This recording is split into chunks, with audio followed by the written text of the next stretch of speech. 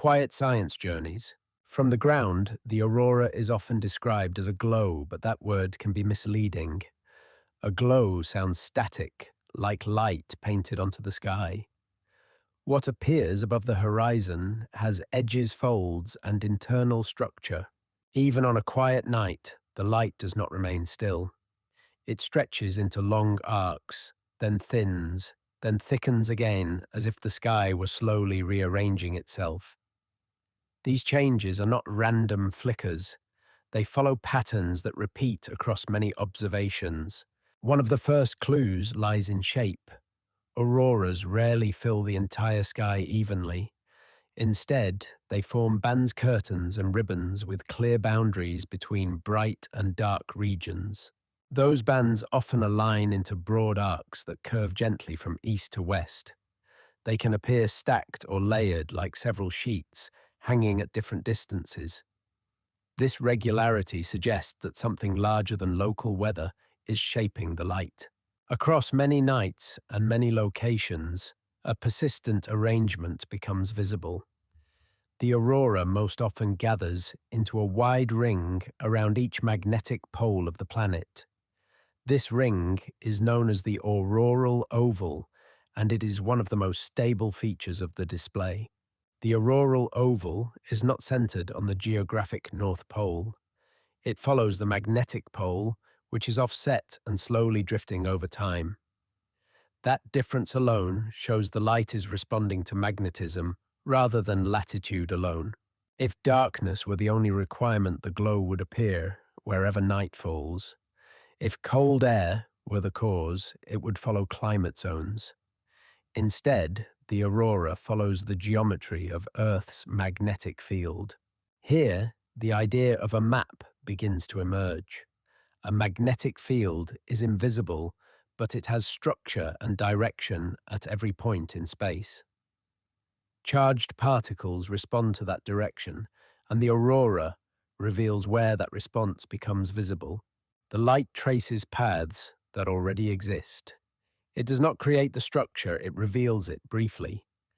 Like dye released into water, the glow outlines motion that would otherwise remain hidden. Timing offers another clue. Auroral arcs often brighten and fade together across wide distances.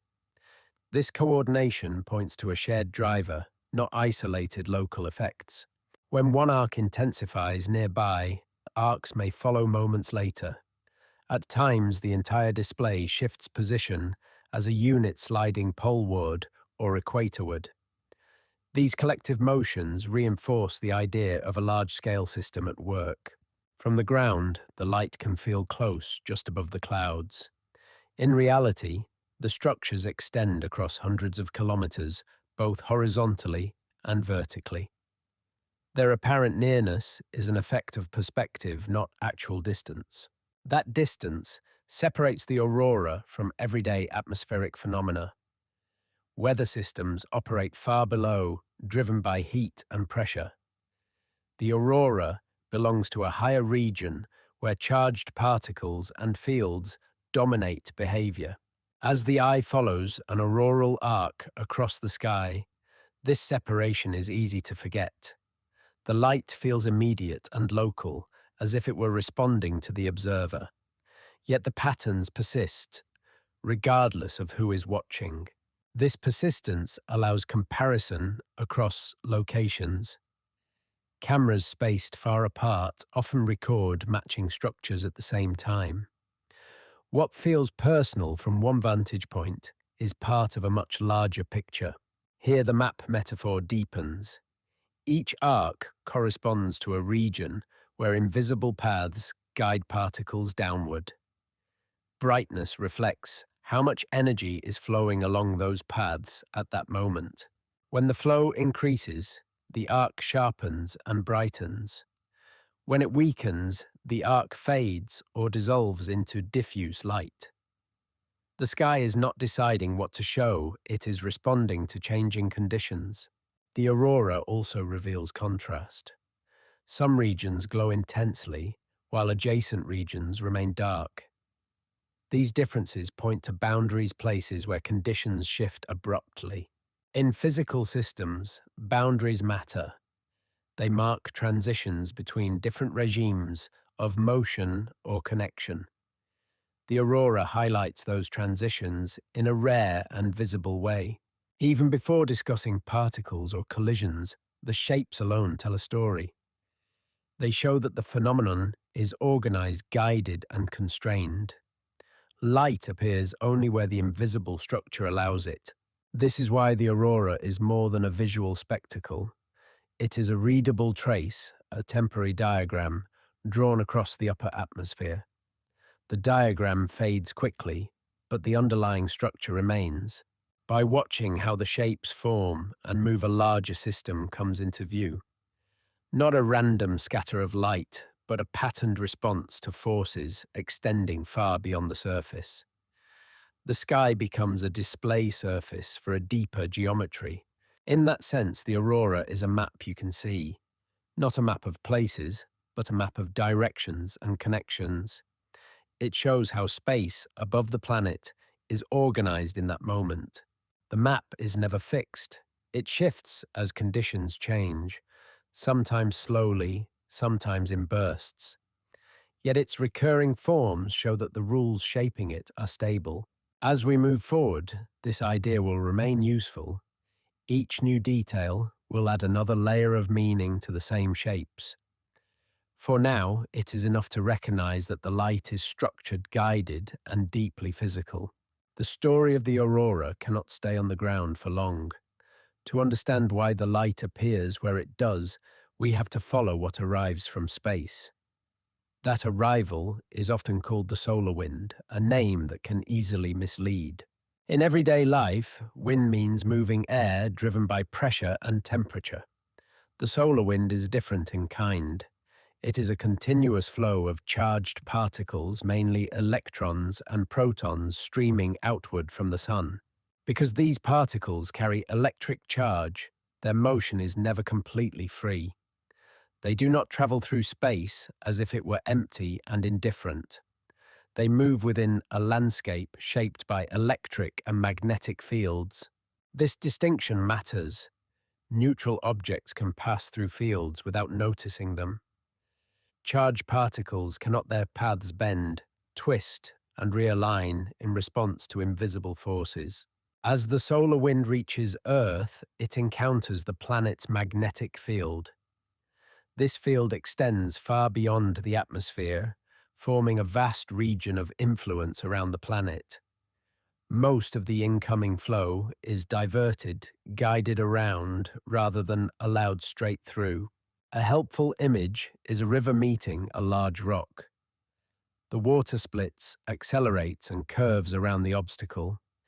In a similar way, the solar wind is deflected by Earth's magnetic field. But the comparison has limits. The magnetic field is not a solid surface, and it does not block everything equally. Its shape and strength vary with direction, and that variation creates preferred paths. Near the equator magnetic field, lines run almost parallel to the surface. Near the poles, they curve downward, reaching into the upper atmosphere. This difference in geometry changes what particles are able to do. Charged particles tend to follow magnetic field lines rather than cross them. So where the lines dip toward the planet, particles can be guided inward. The polar regions are special not because they are cold or dark, but because they are connected. These connections are not permanent open doors. They form and shift depending on conditions in space. But when they exist, they create channels along which energy can travel. This is where the aurora begins to take on a directional meaning. The light does not mark random arrivals. It marks where particles have been guided along specific paths into the atmosphere. From this perspective, the aurora is not an effect spread evenly across the sky. It is concentrated where magnetic geometry allows access. The bright arcs correspond to regions where these paths are active. When conditions are quiet, the paths are relatively stable. Particles trickle in, and the aurora appears as a soft, steady glow. When conditions change, the flow can intensify and the arcs sharpen. The idea of a map becomes useful again here. The aurora acts like a tracer die released into an invisible system. It shows where motion is allowed and where it is restricted. Importantly, the particles do not fall straight down like rain. They spiral along field lines guided by forces that act perpendicular to their motion. Their arrival is controlled, not chaotic. This guided motion explains why auroral structures can stretch across enormous distances. A single arc can span hundreds or thousands of kilometers. The coherence comes from shared magnetic pathways. It also explains why auroras in distant locations can behave in similar ways at the same time. If they are connected to the same region of the magnetic system, their behavior will be linked. What looks separate from the ground can be unified in space. Energy is the key quantity moving along these paths. The particles carry kinetic energy from the solar wind environment. When they are guided downward, that energy becomes available to the upper atmosphere. The aurora marks the places where that energy is being deposited. Brightness is not just beauty, it is a rough indicator of flow.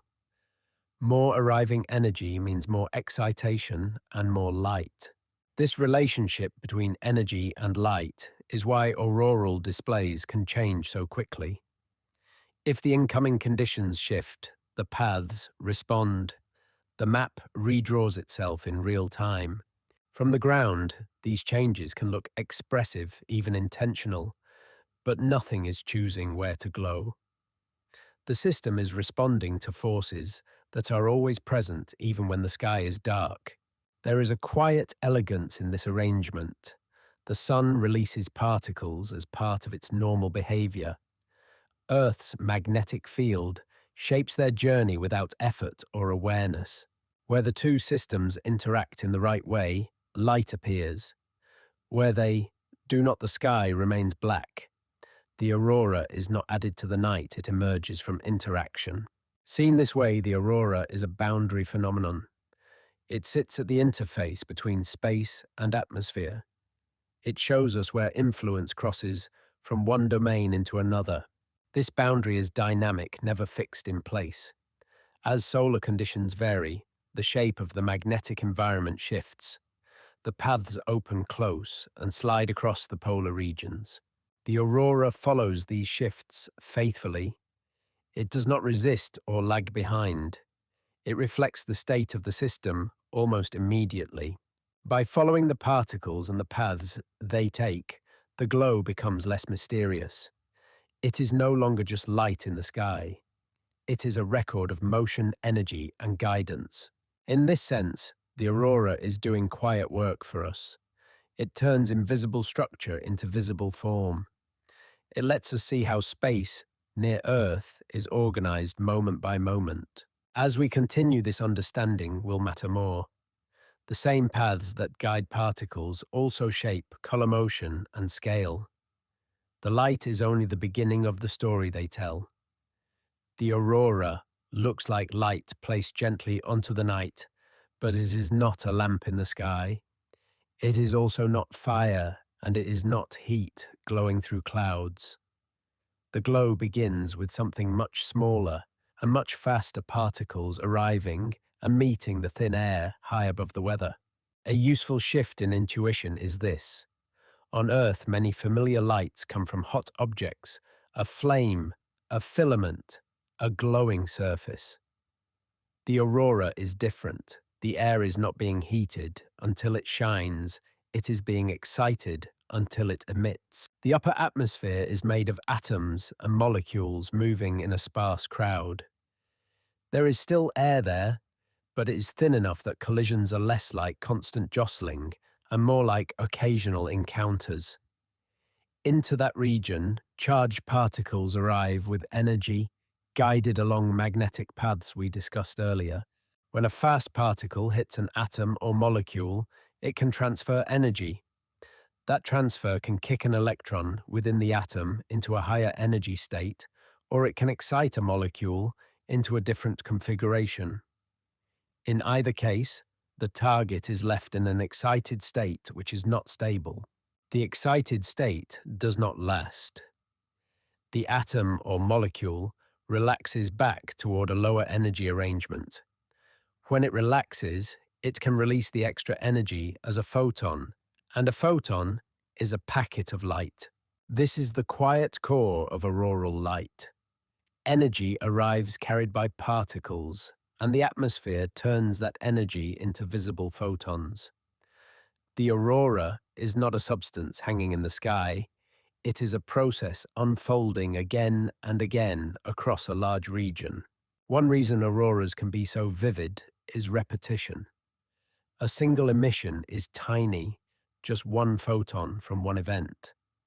But an auroral arc involves vast numbers of collisions happening continuously, so the combined effect becomes a sheet of light. Color enters because not all emissions are the same. Different atoms and molecules have different allowed energy transitions. Different transitions produce photons of different wavelengths, and wavelength is what we perceive as color. In many auroras, green becomes the dominant impression. That green is strongly associated with oxygen in the upper atmosphere emitting at a particular wavelength. It can be bright because the conditions that produce it are common in the altitude range, where auroras often deposit energy. Red can appear too often as a faint glow above the green, or as a delicate wash when conditions are right. This red is also commonly linked to oxygen, but it tends to come from transitions that are favored at higher altitudes. In thinner air, the timing of excitation and emission can differ, and that difference affects which colors survive. Blue and purple tones can show up near edges or in fast structured parts of the display. These colors are often associated with nitrogen and molecular nitrogen ions, which can emit in blue and violet ranges. When the incoming particles are more energetic, or when the interaction region shifts, these emissions can become more noticeable. It helps to think of auroral color as a signature. The signature depends on what the particles hit, and where in the atmosphere they are doing most of their work. So color is not paint. It is information about material and altitude. Altitude matters in a second way as well. At lower altitudes, where the air is denser, collisions happen more frequently. Frequent collisions can quench certain excited states before they emit light, meaning the energy gets redistributed without producing the same photons.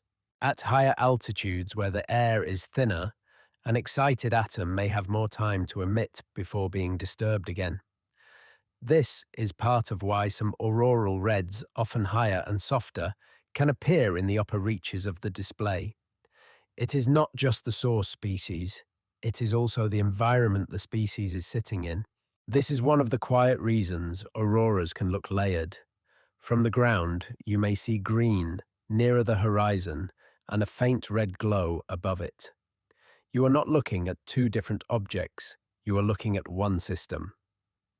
Writing in different colors at different heights. Sometimes a display looks almost monochrome, as if it chose one color and stayed there.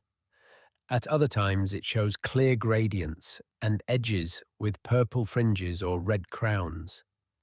Those differences reflect changing conditions, how much energy is arriving, how deep it penetrates, and which states have time to radiate. Another subtlety is that the human eye and a camera do not respond in the same way. In low light, human color perception becomes less sensitive, especially to reds. A camera sensor can accumulate light over time, revealing color that the eye only hints at in the moment. Even so, the physical origin of color remains the same. It is set by atomic and molecular transitions and by the density and composition of the upper atmosphere. The aurora does not decide its palette, it follows the rules of matter. Now the map idea gains a new layer. Earlier shape told us something about magnetic paths and where particles are guided. Color tells us something about what those particles are doing when they arrive and what kind of atmosphere they are arriving into. In that combined view, the aurora becomes a readable surface. The arc is not only a boundary, it is also a vertical profile, a suggestion of where energy is being deposited most strongly. A green band, a faint red top, and a purple edge are different parts of the same physical story. There is also a calm lesson here about scale. The aurora feels enormous, as if a single object were moving across the sky. Yet, its basic mechanism is microscopic energy transfers during collisions followed by emissions from individual atoms and molecules. A single emission is a quantum event. It involves discrete energy levels and specific photons, and yet, through repetition, those discrete events merge into a continuous glow that can span the horizon. This is one of the more satisfying translations in physics. The smallest rules do not stay trapped in the small. They scale up quietly until the sky itself becomes a canvas where the rules can be seen. So when you see a green curtain folding and sliding, you are not seeing paint. You are seeing a region of the upper atmosphere repeatedly excited by arriving particles and repeatedly releasing photons as it relaxes. The glow is calm, but it is active. In the next step, this connection between incoming energy and emitted light will help us make sense of motion. If the energy flow changes, brightness changes. If the deposition region shifts in altitude, color balance can change. For now, it is enough to hold one clear picture. Particles arrive along guided paths, collisions excite the air, and the air emits light with specific colors. The northern lights are not simply light, they are matter responding, one photon at a time on a scale large enough to fill the night. The image of the aurora can remain simple without adding more explanation. A wide arc stretches across the sky, soft at the edges, steady in its slow movement. The colors are present, but they are not competing for attention. The green feels calm and even. Above it, a faint red lingers barely noticeable unless you let your eyes stay with it. Nothing is rushing, and nothing needs to change for the scene to make sense. From this distance, the light looks smooth. It does not announce the countless events that make it possible. It simply exists as a surface suspended high above the ground. The sky feels larger when the light appears. Darkness becomes a background rather than an absence. The glow gives the night a shape, something the eye can rest on. There is no clear beginning or end to the arc. It fades gently into the surrounding dark, as if it were part of the sky's fabric, rather than an object placed within it. The movement is slow enough that it feels continuous.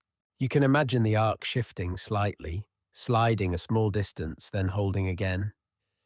Not because it chooses to, but because the conditions allow that motion. The light follows those conditions quietly. At this moment, the aurora does not need to be read as data. It does not need to be traced back to particles or fields. It can simply be noticed as a pattern that happens to be visible.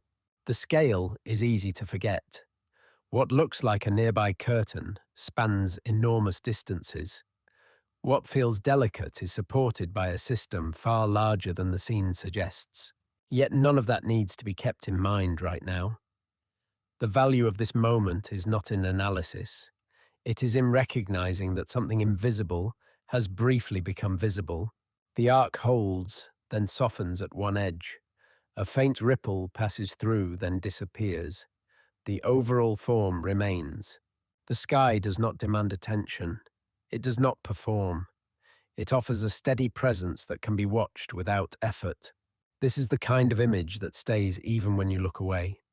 A calm curve of light against a deep, quiet background. Nothing more is required for the moment to feel complete. In the next step, motion will return and structure will sharpen again. But for now, the glow is enough as it is. a quiet surface briefly illuminated, then slowly changing as the night continues. It is easy to imagine Earth's magnetic field as a fixed shield, like a hard shell surrounding the planet. That picture is useful at first, but it hides the most important behavior. In reality, the magnetic environment is dynamic. It responds to pressure flow and change. The solar wind does not simply arrive and bounce away. It pushes on the magnetic boundary continuously. When the push increases, the boundary compresses, and when the push relaxes, it expands again. So the magnetosphere is not a wall. It is a region shaped by an ongoing interaction. Its size and form depend on what the sun is sending at that moment. This matters for the aurora because the aurora is part of the response. When the system changes, shape the paths that guide particles also shift. The map we see in the sky is connected to this larger motion. A useful way to think about it is to separate day side and night side. On the day side, the solar wind pushes directly against the magnetic field. On the night side, the field is stretched outward, drawn into a long tail. That tail is not just a shape, it is a place where energy can be stored. Energy can be held in the configuration of the magnetic field and in the motion of plasma within it. This storage is quiet and invisible, but it can have visible consequences. Over time, the stretched configuration can reorganize. The system can shift from a more stressed shape to a more relaxed one. When that happens, energy is released and redistributed through the magnetic environment. One way this release becomes visible is through particles being guided downward more strongly. If the conditions create stronger channels along field lines, more particles can reach the upper atmosphere. The aurora can brighten as a result. This is not a story of one cause and one effect. It is a story of a coupled system flow meets field. Field reshapes, reshaping changes. Paths and paths change where energy is deposited. The aurora sits at the end of that chain, a visible outcome of invisible adjustments. Electric currents are part of the chain as well. Whenever charged particles move in an organized way, a current exists. In the magnetosphere, currents can flow across large distances, connecting different regions of space. Some currents connect space to the upper atmosphere. They can travel along magnetic field lines and link into the ionosphere, the electrically active layer high above the surface. This linkage matters because it ties the dynamics of space directly to the region where auroral light is produced. When these currents strengthen, they can accelerate particles downward. They can also change how energy is distributed across the polar regions. The aurora can respond by sharpening brightening or shifting position. From the ground, an auroral arc can look like a simple ribbon. But in the system view, that ribbon is a marker of a boundary, a region where conditions change and where currents and particle flows are concentrated. The arc is not only a shape, it is a sign of organization in the system. This is where the map idea becomes deeper than a metaphor. Earlier, we used the map to describe magnetic geometry and preferred paths. Now, the map also reflects the state of the system itself, whether it is calm, stressed, or reorganizing. When the system is quiet, the auroral oval can look steady. The arcs can remain in similar positions and drift gently. The light may still move, but the overall pattern can feel stable. When the system is driven harder, patterns can change more quickly. Arcs can brighten in bursts, new structures can appear, and the region of activity can widen or shift. The map redraws itself because the system is being reshaped. A key point is that the magnetosphere responds continuously, not only during dramatic events. Even on nights with faint aurora, the system is still interacting with the solar wind. The difference is in degree, not in kind. This helps explain why auroras feel both predictable and surprising. Predictable because the underlying geometry and the polar preference are stable. Surprising because the input conditions vary and the system can change its configuration in ways that are not obvious from the ground. It also helps explain why auroral motion can appear coordinated. If a reconfiguration occurs in the magnetosphere, its effects can propagate through the system. Many parts of the auroral oval can respond in related ways, even if they are far apart. There is a calm physicality in this coordination. No part of the system needs to communicate in a human sense. Cause and effect travel through fields, currents, and particle populations, following the rules of electromagnetism. The aurora is one of the few places where those rules become visible to the naked eye. Most of space physics is inferred through instruments, graphs, and models. Here, the system leaves a trace in light that can be watched and directly. This does not mean the aurora tells us everything. The visible display is only one output among many, but it is a valuable output because it is spatial structured and immediate. It turns the abstract idea of a field into something that feels real. A field is not a force line drawn on paper. It is a physical influence that shapes motion, and the aurora shows motion being shaped. So when you see an arc brighten and tighten, it can help to hold two pictures at once. One picture is local particles collide with thin air and emit light. The other picture is global. The magnetosphere changes shape under solar pressure currents, adjust and paths open or shift. The two pictures are not competing explanations. They are the same explanation at different scales. The aurora is where they meet. In this view, the sky is not only glowing, it is reporting.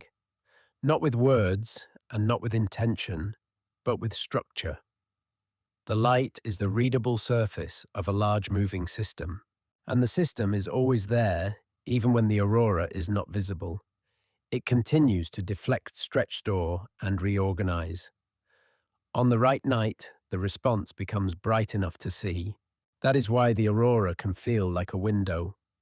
It opens briefly, showing how near Earth space is behaving. Then it fades, while the underlying physics continues unchanged.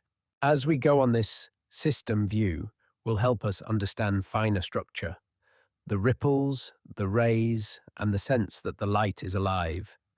Those details are not decorations layered onto a glow.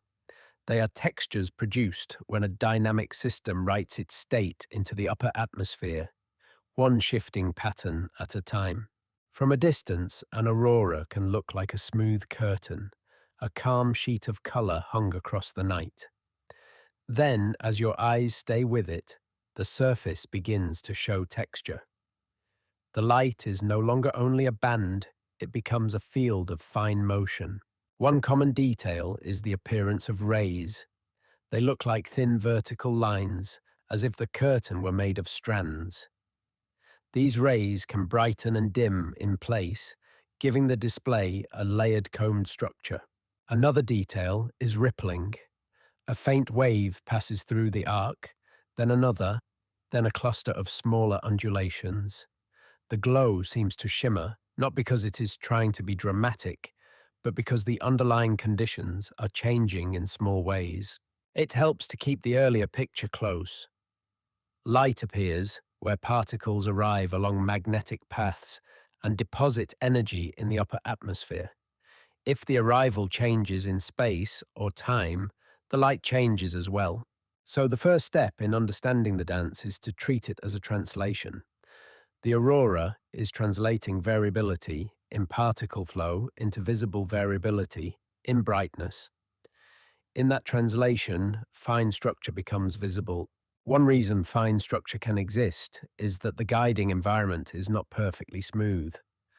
Magnetic fields can have gradients, and plasma can have waves and irregularities. Small differences in guidance can concentrate particles into narrow regions, and narrow regions can appear as bright rays. Think of a wide river becoming a set of channels as it approaches shallow ground. The flow does not stop, it reorganizes into streaks and lines. In a similar way, the incoming particle flow can be organized into strands, and the atmosphere lights up along those strands. This does not mean the particles are moving straight downward. They still spiral along field lines, and their motion includes rotation around the magnetic direction. But the places where they collide and emit light can be filamentary, and filamentary emission looks like rays. Ripples and waves can also be understood as patterns, not as separate objects. A pattern can move through a region even if the material in the region is not traveling with it. In the aurora, a ripple can be a moving boundary of increased excitation sliding across an arc. When the conditions change slightly, a different set of field lines can become more active. The bright region shifts, and the eye sees this shift as motion in the curtain. The aurora appears to flow, even though the actual emission is being produced locally, moment after moment. This is one reason auroral motion can feel both smooth and sudden. The overall arc can drift gently, as if pulled by an invisible hand. Within the arc, small structures can brighten quickly, then vanish, leaving the broad shape intact. The word instability is sometimes used in plasma physics, but it does not need to sound alarming here. It can simply mean that a uniform flow can naturally develop structure when conditions allow it. A smooth surface can break into waves, and waves can break into fine textures. In the aurora, these textures show up as flickering patches, shifting ripples, and bright points that appear and fade. They are not random in the deeper sense because the system is constrained by geometry and fields, but they can be unpredictable in detail because the system is responsive and complex. This is where the system view from the previous module becomes useful. The magnetosphere can store energy and reorganize. When it reorganizes, it can send changes down the magnetic connections into the region where the aurora forms. Those changes can arrive as variations in current and particle precipitation. The upper atmosphere responds immediately because emission follows excitation quickly. So the aurora becomes a fast display of the system's shifting state. Even without using technical terms, the logic is simple. If more particles arrive in one narrow region, that region brightens. If the region shifts slightly, the bright stripe shifts with it. If the incoming energy becomes more structured, the visible structure becomes sharper. Rays become clearer, edges become thinner, and the curtain gains depth. If the incoming energy becomes more diffuse, the arc softens and the fine detail fades into a broader glow. This also explains why different parts of a display can behave differently at the same time. One arc can remain steady, while a neighboring arc flickers. The two arcs may be connected to slightly different paths and conditions, even if they look close together from the ground. The sense that the aurora is alive comes from this responsiveness. The light is not an object moving through space. It is a continuous reaction to changing input, and that reaction is visible. There is another quiet factor that shapes the dance perspective. You are watching a three-dimensional structure projected onto a two-dimensional sky. A thin sheet seen edge-on can look like a line, and a line can seem to move quickly when the sheet shifts. A ripple moving across a sheet can appear faster or slower, depending on its angle relative to you. An arc near the horizon can compress in perspective and look denser than it truly is. So some of the drama is geometric, not physical. Even so, geometry does not create motion out of nothing. It only changes how motion is perceived. The underlying driver remains the same variability in particle arrival and the conditions that guide it. This is why the aurora can be watched for long periods without becoming repetitive. The large forms repeat arcs, bands curtains. The fine details rarely repeat in exactly the same way. The system is always working within constraints, but it has room for variation. That variation is what the eye reads as dance. Not choreography, but physics showing its sensitivity. If you hold the map idea in mind, the dance becomes even more meaningful. The aurora is not only a map of where magnetic paths lead, it is also an animated map, showing how active those paths are from moment to moment. Brightness becomes a kind of pulse, ripples become a kind of wave, rays become a kind of grain in the flow. None of this requires intention. It requires only a dynamic system fields that guide charged particles and a thin atmosphere ready to emit. Given those ingredients, fine structure is not surprising, it is expected. So when the curtain shimmers, it is not the sky performing. It is the system expressing its state in the only visible language it has. Light appears where energy arrives, and structure appears when arrival is structured. In the next step, we will zoom out again and connect this dance to the larger conditions that can drive the whole region. But even here, in the close texture of a single arc, the lesson is already present. The aurora is not just light, it is motion and variability made visible quietly across a vast scale. Before we continue upward, a quick note about the channel. If you enjoy calm science stories like this, you can subscribe for more nights of simple physics and large skies.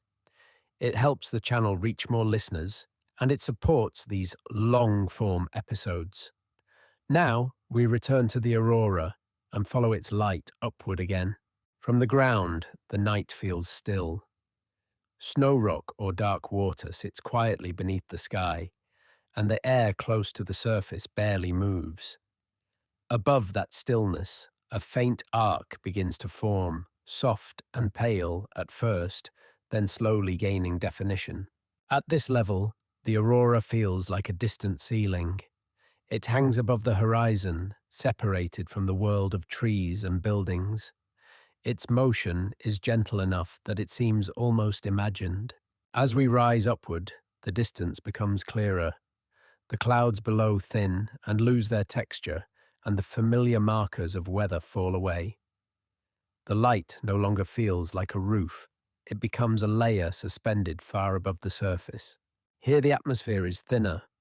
Air still exists, but it is sparse, stretched and quiet compared to the dense air below. This is where the aurora actually forms, not near the ground, but high above the systems that shape daily weather. From this vantage, the arc is no longer just a curve across the sky. It is a wide sheet extending across great distances. Its edges are clearer, and its internal texture becomes easier to sense. Moving higher, the idea of collision takes on a different meaning. Each point of light represents countless tiny encounters, particles meeting atoms and molecules. Those encounters are spread across a vast region, repeated again and again. The glow feels steady because those events are continuous.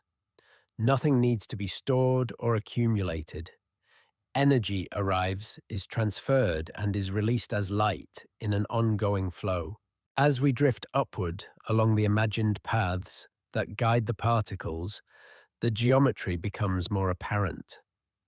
The region is organized by direction rather than by solid boundaries. Motion follows curves that cannot be seen directly, but whose presence is implied by the shape of the light.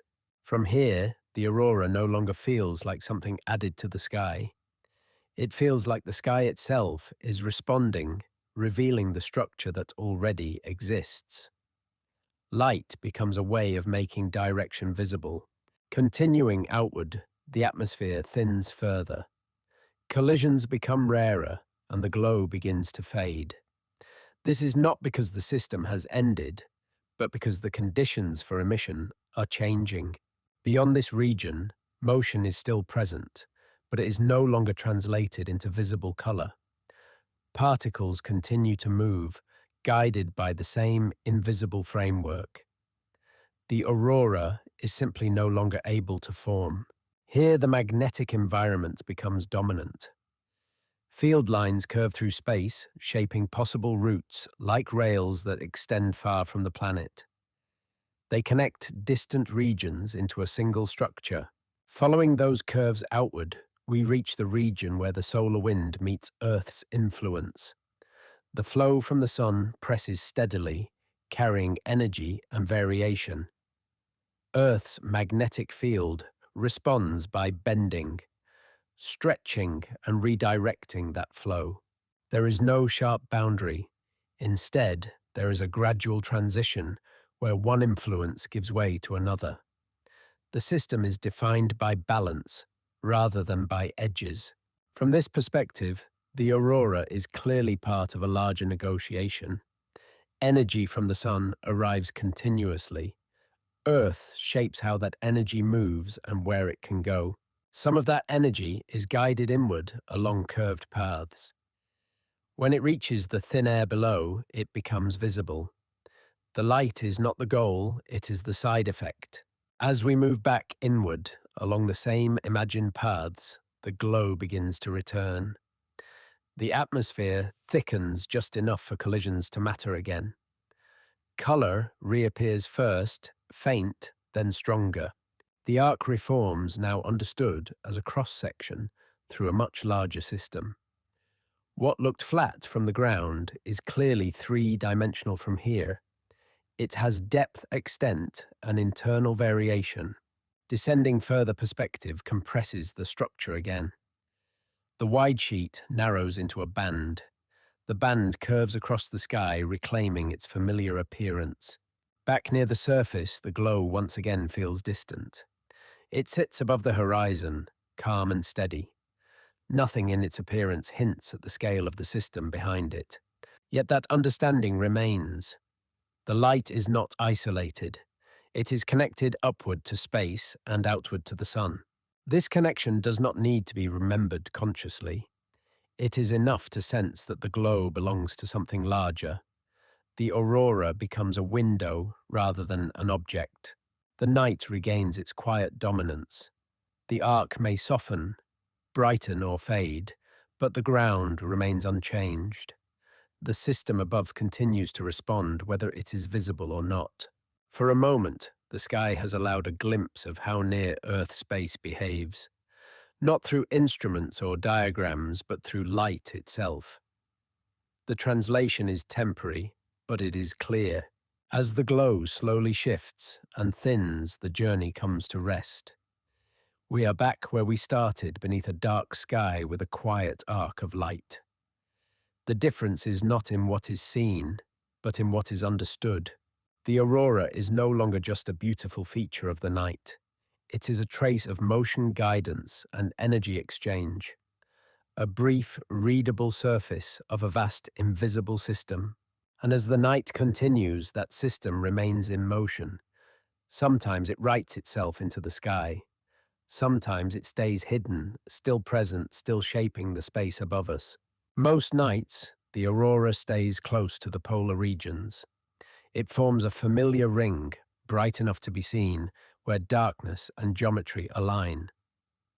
This steady behavior can give the impression that the aurora has fixed boundaries, but those boundaries are not permanent. They depend on how much energy is arriving from space and how the magnetic system responds. When the input changes, the visible region can change with it. At times, activity on the sun increases. The solar wind can become denser, faster, or more irregular. When that happens, more energy is delivered to Earth's magnetic environment. The magnetosphere responds to this increase. The pressure on its boundary grows, and the overall configuration can be disturbed. Paths that were quiet can become active, and active regions can expand. This is the setting for what is often called a geomagnetic storm. Despite the name, it is not a storm of wind or rain.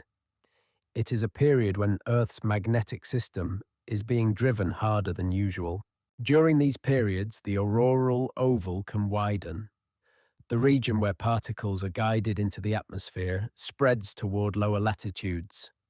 As a result, auroras can be seen far from their usual locations. For observers, this expansion can feel dramatic. Places that rarely see auroras may suddenly glimpse faint arcs or moving glows. What feels exceptional on the ground is a natural response of the system to increased input. The key point is that nothing new is being invented during these events. The same physics applies. Particles follow magnetic paths and deposit energy in the upper atmosphere. What changes is the scale and intensity of the interaction. When more energy arrives, the system has more to work with. Magnetic boundaries shift and the region of connection grows. The aurora follows that growth, tracing a larger map across the sky. This expansion is often uneven. Some regions brighten strongly, while others remain faint. The aurora reflects the structure of the system, not a simple uniform increase. From the system view, a geomagnetic storm is a redistribution of energy. Energy enters from the solar wind, is stored and redirected within the magnetosphere, and is then released along certain paths. The aurora marks where that release becomes visible. On the ground, instruments can detect these changes, even when the sky is cloudy. Magnetometers record fluctuations in Earth's magnetic field. These fluctuations are small in everyday terms, but they are clear signs of a system under stress. A compass needle, if sensitive enough, would respond to these changes. It would not swing wildly, but it would feel the disturbance. The same forces shaping the aurora are also shaping the magnetic environment near the surface. This connection helps anchor the phenomenon. The aurora is not detached from Earth. It is part of a system that extends from space down to the ground. During strong activity, auroral motion can also change. Arcs may brighten, suddenly shift position, or fragment into complex structures. The dance becomes more energetic, but it remains guided by the same rules. Even so, there is a limit to how far the expansion can go. Earth's magnetic field still provides structure and constraint. The aurora does not spread everywhere, it follows the geometry that always defines it. This balance between change and stability is important. Geomagnetic storms remind us that the system is dynamic. At the same time, they show that the underlying framework remains intact. There is also a quiet lesson in scale. Events on the Sun, far away and vastly larger than Earth, can influence what happens in our upper atmosphere. The connection is indirect, mediated by particles and fields, but it is real. The aurora becomes a local expression of a solar event. Light in the sky carries the imprint of distant activity. Yet the translation is gentle energy arriving and being shaped rather than crashing in. For most people, geomagnetic storms are noticed only through the aurora. They do not announce themselves with sound or force. They appear as expanded light and increased motion. For scientists, these periods are opportunities to observe the system under stronger driving. Scientists study how the magnetosphere reorganizes under stronger driving. They track how paths open close and shift under pressure. The answers come from combining measurements in space with observations on the ground. Satellites track conditions in the solar wind. Ground instruments and cameras record the magnetic response and the auroral display. Together, these perspectives show a coherent picture. When input increases, response increases. When input relaxes, the system settles back toward quieter states. The aurora mirrors this rhythm. After a period of strong activity, Arcs often retreat poleward. Brightness fades and motion slows. What remains is the same structure seen on quiet nights. The auroral oval reforms closer to the poles. The map returns to its familiar size. This return is not a reset, but a continuation. The system is always active, always interacting with the solar wind. Geomagnetic storms simply reveal a stronger version of that interaction. Seen this way, storms are not exceptions. They are points along a continuous range of behavior. The aurora moves along that range smoothly, responding to conditions as they change. For an observer, this understanding can change how a rare display feels. Seeing aurora far from the poles is not a break in the rules. It is the rules operating at a different intensity. The light does not arrive to surprise or impress. It arrives because paths have widened and energy is flowing along them. The sky is showing the reach of a system under stronger drive.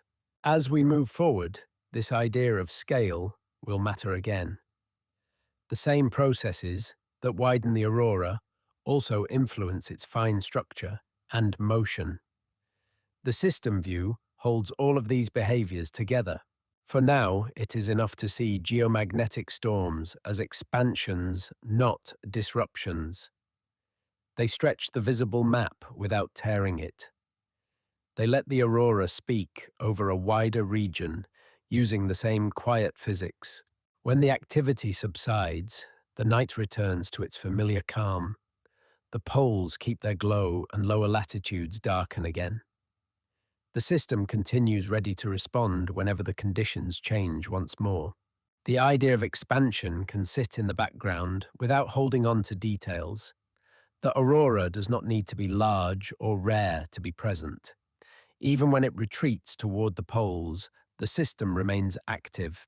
Picture the night sky returning to a quieter state. The glow softens and pulls back, leaving more darkness between the stars and the horizon. What remains is not absence, but balance. From this distance, the sky feels steady again. There is no sense of urgency in the light. It occupies its usual region, calm and contained. The arc no longer stretches far across the landscape. It holds closer to its familiar position, faint but clear. Its movement slows, becoming easier to follow without effort. This quieter view has its own clarity. Without dramatic motion, the structure becomes easier to notice. The curve of the arc, the smoothness of its edge, the way it fades at the ends. Nothing is trying to stand out. The glow does not compete with the stars or the darkness around it. It feels integrated into the night rather than set against it. At moments like this, the aurora feels less like an event and more like a condition, something that can exist quietly without demanding attention. A feature of the sky rather than a performance. At times, the arc can seem to breathe, brightening slightly, then easing back. Not in pulses, but in slow adjustments. The changes are small enough that they feel continuous. The surrounding darkness deepens. Stars regain their prominence. The glow becomes a companion to the night rather than its focus. There is a sense of space opening up again. The sky feels larger when the light is restrained. The absence of strong motion allows distance to be felt. This is still the same system. Nothing has turned off or disappeared. The forces shaping the aurora continue to act even when the display is modest. For now, the light is content to remain subtle. It traces its familiar path without emphasis. It reminds us that visibility is only one expression of activity. In this quieter moment, it is enough to know that the system persists. The aurora does not need to announce itself to be real. It is present in potential as much as in glow. As the night holds steady, the scene becomes a pause rather than a transition, a place to rest the image before moving on. The sky remains open, calm and responsive, waiting for whatever conditions come next. Even when the aurora is active, seeing it clearly is not guaranteed.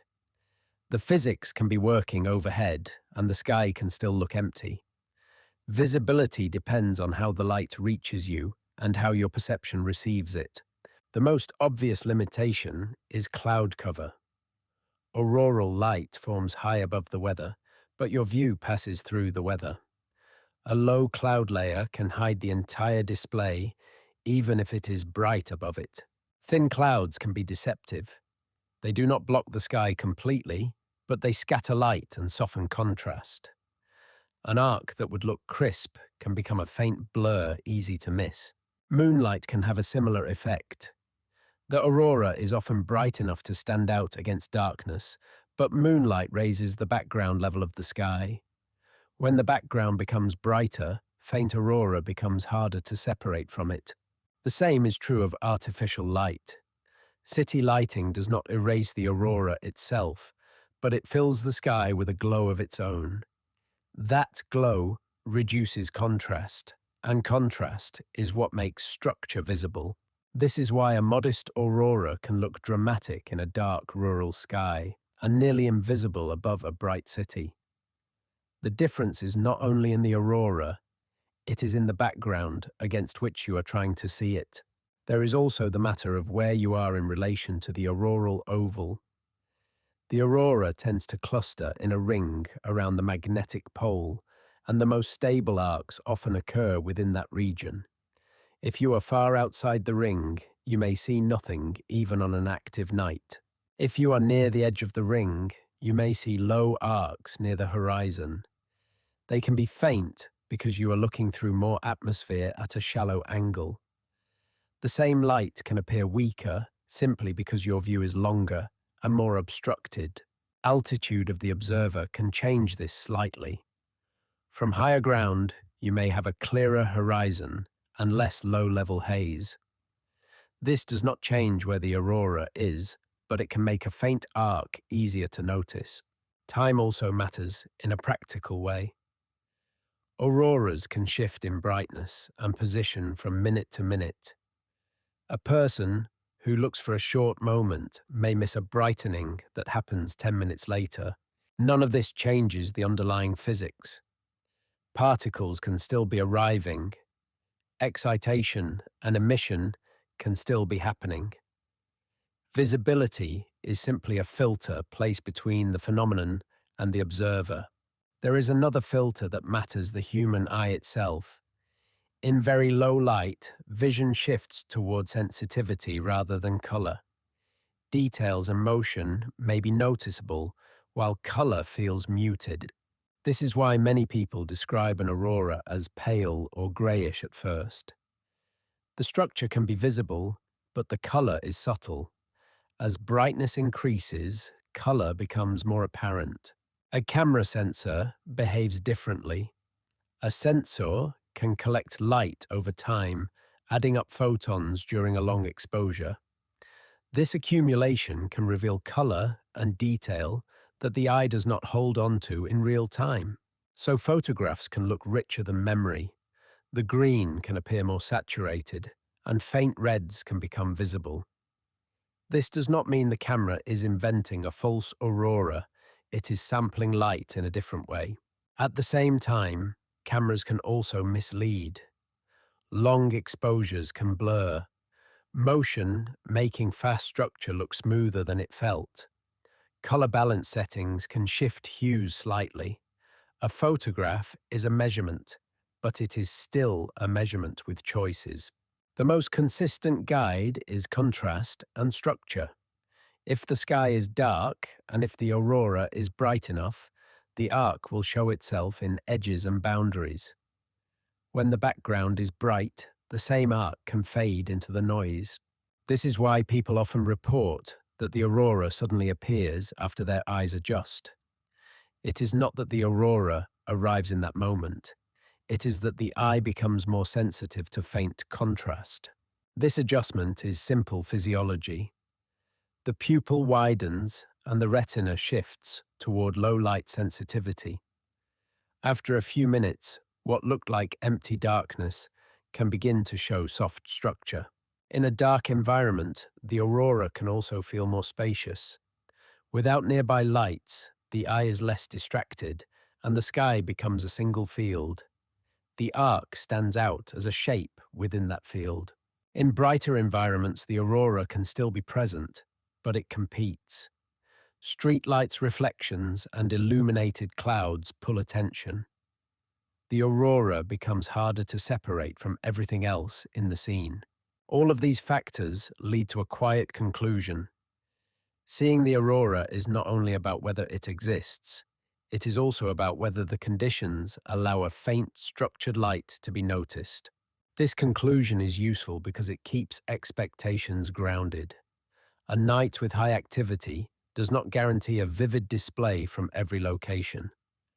A night with moderate activity can still be memorable in a dark, clear sky. The physics remains steady across these cases. The system can be active overhead, drawing its map along magnetic paths. Visibility decides how much of that map reaches your eyes. So when the aurora seems faint, it is not necessarily weak. It may be distant within the oval, low on the horizon, or washed by moonlight. It may be behind thin cloud or competing with city glow. And when it seems vivid, it may be the same phenomenon seen under cleaner conditions. Clear air, dark background, and a well-placed arc can turn subtle light into a clear structure. The difference is not magic, it is contrast. With that in mind, the aurora becomes easier to interpret, not only as a physical process, but as a physical process filtered by atmosphere and perception. The sky is still writing, and the viewer is still reading, but the page is not always equally clear. The phrase "northern lights" can make the aurora feel like a regional feature tied to one part of the world. In reality, the phenomenon is not limited to the north. A similar glow can appear in the south as well, shaped by the same kind of physics. The southern version is often called the Southern Lights. It forms around the magnetic region near the southern polar area in its own ring of activity. The name changes with geography, but the mechanism does not.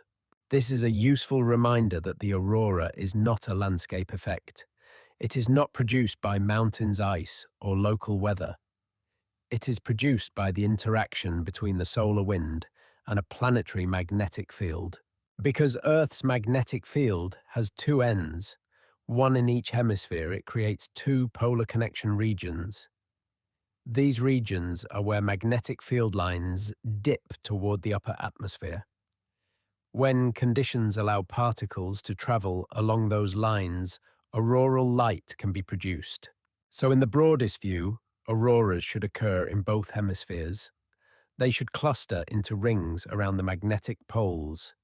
They should respond to changing conditions in the solar wind and the magnetosphere. In many cases, there is also a sense of pairing. An increase in activity in one hemisphere is often accompanied by increased activity in the other. The system is connected, and energy input can influence both ends of the field. Yet the pairing is not always perfect. The two hemispheres can look similar without being identical. This is not a contradiction, it is what you would expect from a real physical system. One reason is that Earth's magnetic field is not a perfect symmetric dipole. Its structure is tilted and offset, and its shape varies in detail across regions. So the mapping between space and atmosphere is not an exact mirror at every moment. Another reason is that the atmosphere itself is not identical in the two hemispheres. Seasonal conditions differ, and sunlight affects the upper atmosphere even when the ground is dark. These differences can influence density and composition at auroral altitudes, which can affect visibility and brightness. Even small differences in background conditions can matter. If the atmosphere is slightly denser at a given altitude, collisions can behave differently. If the sky background is brighter due to twilight or moonlight, faint features can be harder to see. There is also the fact that the magnetosphere is being driven from one direction. The solar wind arrives from the sun side, and Earth's tilt and orientation change how the interaction unfolds. This can create differences in timing and emphasis between hemispheres. So the two auroras are connected, but they are not required to match line for line. They can share a general increase in activity while showing different fine structure. They can both brighten while one looks more organized than the other. This is not unlike watching two ends of a large flexible system respond to the same push. The push is shared, but each end has its own local conditions and constraints. The overall pattern is coherent, but the details can vary. In practice, the northern aurora is more widely photographed and discussed. That is largely a matter of human geography. More populated regions sit under northern auroral zones. The southern aurora is often above oceans and remote areas, which makes it harder to observe regularly. This difference in observation can distort perception. It can make the northern aurora feel like the default and the southern aurora feel rare. In physical terms, both are natural and both are expected. Seeing the aurora as a two-hemisphere phenomenon also strengthens the system view. The aurora is not a local light show, it is the visible endpoint of a global magnetic structure. What you see in one hemisphere is part of a larger field that wraps the planet. This brings the map idea back one last time in its broadest form. An auroral arc is not only a map of a region above you, it is also a hint of how the field connects across hemispheres. Shape tells you where paths are active, motion tells you how the system is changing, and the existence of two auroras reminds you that the system has two connected ends. The idea is simple enough to hold without effort. A field has geometry. Geometry creates preferred paths, and preferred paths guide particles into the upper atmosphere. Where particles deposit energy, the atmosphere emits light. That story does not depend on which hemisphere you stand in. It does not depend on which coast you face. It depends on the same interaction between the sun and a magnetic planet. If you ever see footage of the southern lights, the familiarity can be striking. The same arcs, the same curtains, the same shimmer.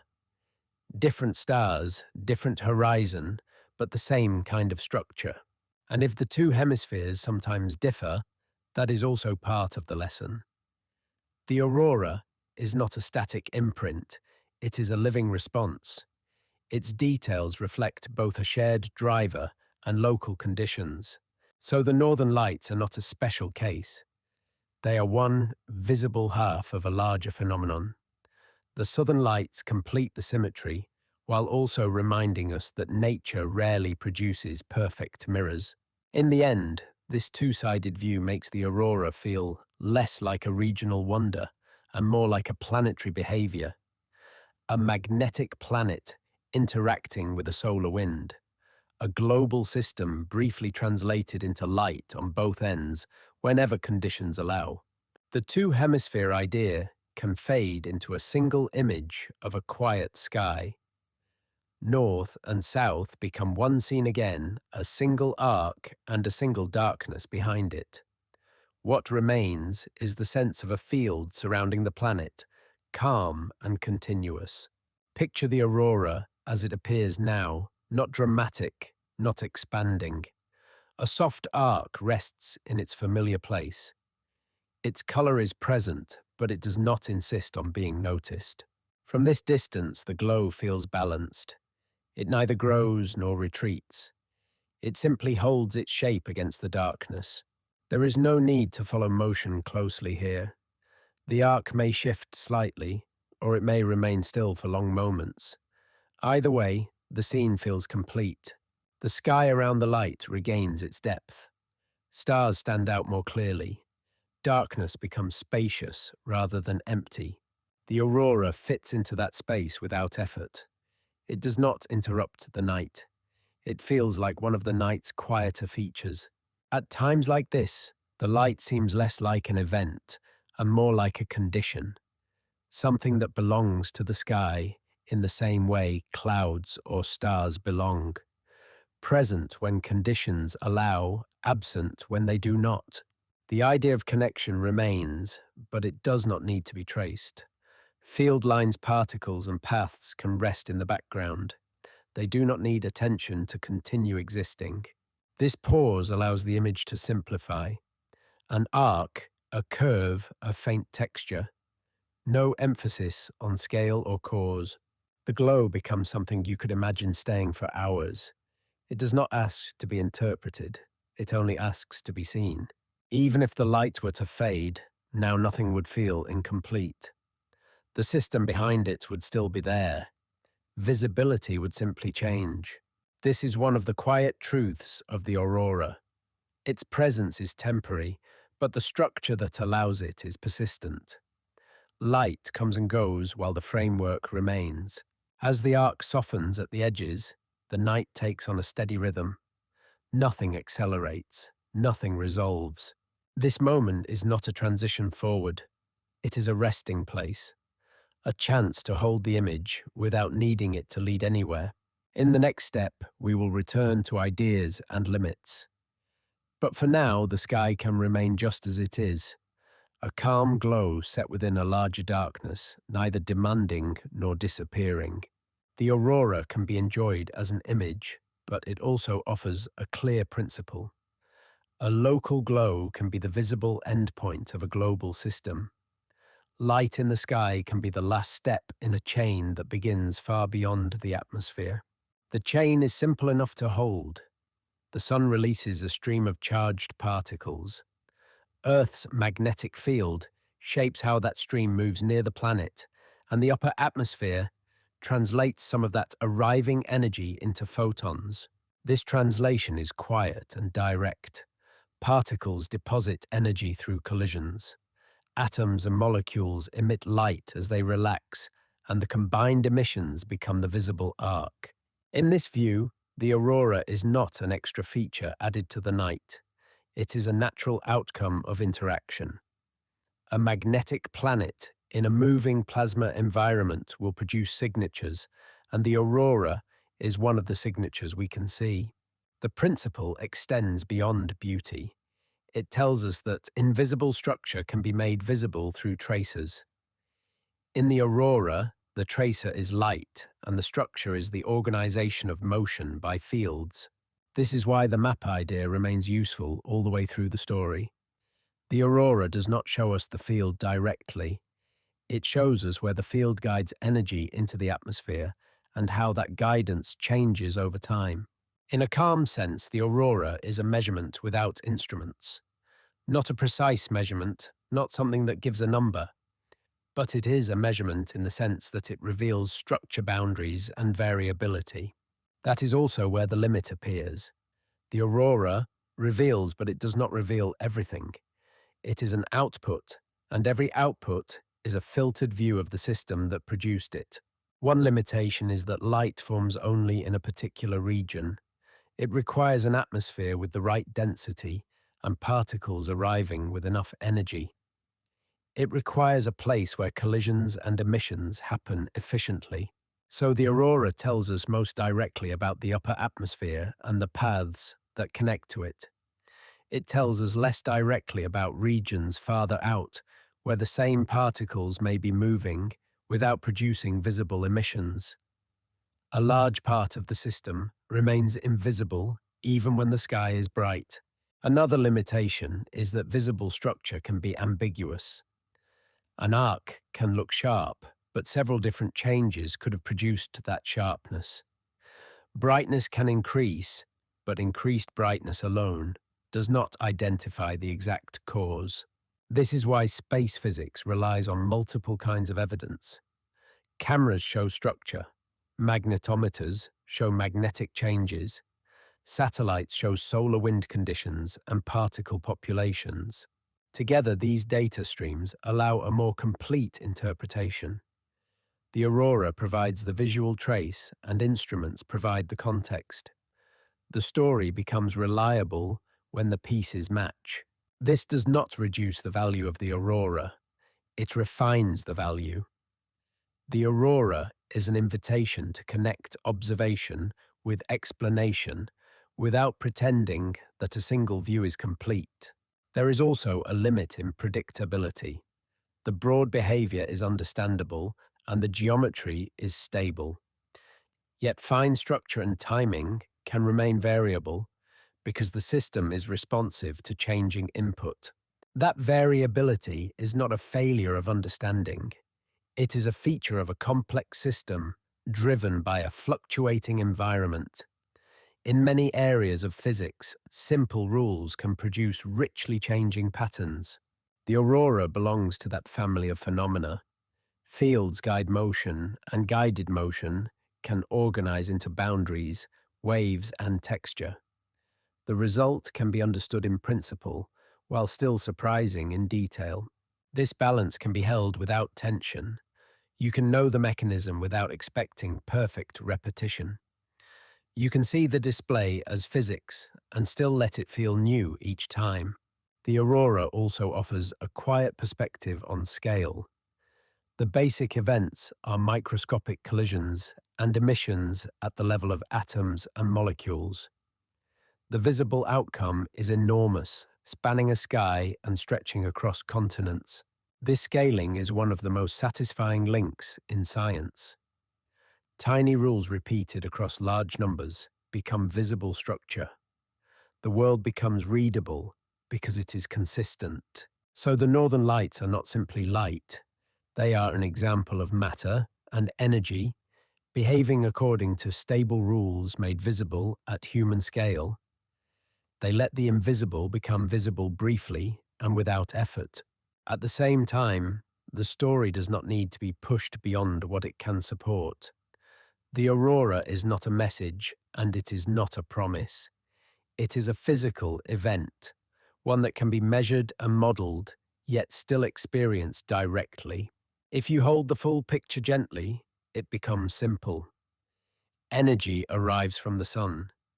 Earth shapes the path, and the atmosphere translates the arrival into color.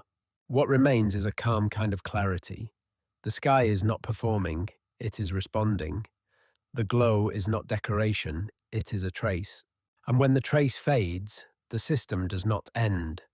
The fields remain, the flow continues, and the interaction persists. Visibility changes while the underlying physics carries on. This is the quiet principle and the quiet limit. We can understand the main chain, and we can respect the parts we cannot see directly. The aurora gives us enough to read and enough to remember that nature is always larger than one view of it. We began with a simple image, a dark horizon and a soft ribbon of light forming quietly above it.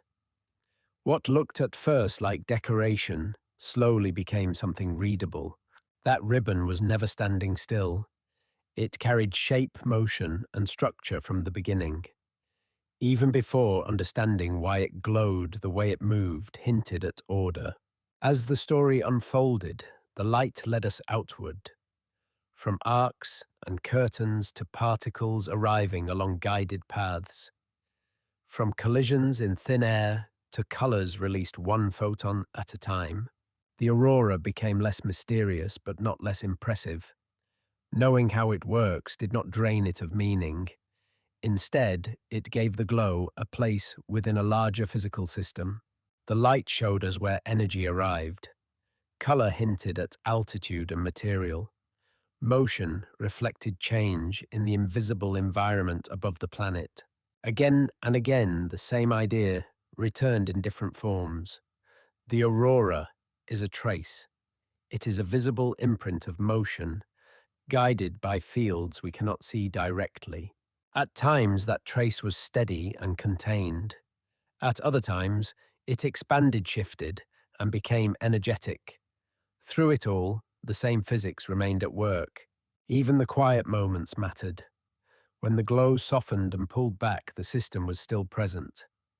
Visibility changed, not the underlying interaction. Looking at the aurora this way removes the need for exaggeration. It does not have to be rare to be real. It does not have to be dramatic to be meaningful. A calm arc on a dark night is already enough. It represents particles traveling across space, guided by a planetary field and translated into light by a thin atmosphere. That chain is long, coherent, and deeply physical. There is also a certain humility in this picture. The aurora shows us only part of the system. Much of the motion, most of the energy remains invisible. That is not a flaw. It is a reminder of scale. We see what conditions allow us to see. Instruments extend that view. Satellites measure what the eye cannot. Together, observation and measurement create a fuller understanding. But even without instruments, the aurora holds value. It connects human perception to processes far beyond everyday experience. It lets space, physics touch the night sky directly. There is no message hidden in the light, no instruction, no warning, no promise. There is only behavior following rules that remain consistent whether we watch or not. That consistency is what makes the aurora trustworthy. It appears when conditions align. It fades when they do not. The sky does not perform, it responds. And in responding, it leaves behind a pattern that can be seen for a while. If you carry one idea forward from this journey, it can be a simple one. The universe does not need to announce itself loudly to be understood. Sometimes it writes quietly, in thin lines of color, across a dark sky. The northern lights are one of those quiet writings. They turn invisible structure into visible form. They let motion guidance and energy exchange become something the eye can follow. When the glow finally thins and disappears, nothing essential has ended. The sun continues to release particles. Earth continues to shape their paths. The interaction persists, whether or not it is bright enough to notice. On another night, under different conditions, the sky may write again. The same physics translated once more into light. And when it does, the glow will not need explanation to be real. It will simply appear as it always has. A quiet trace of a vast system briefly visible, then gently gone.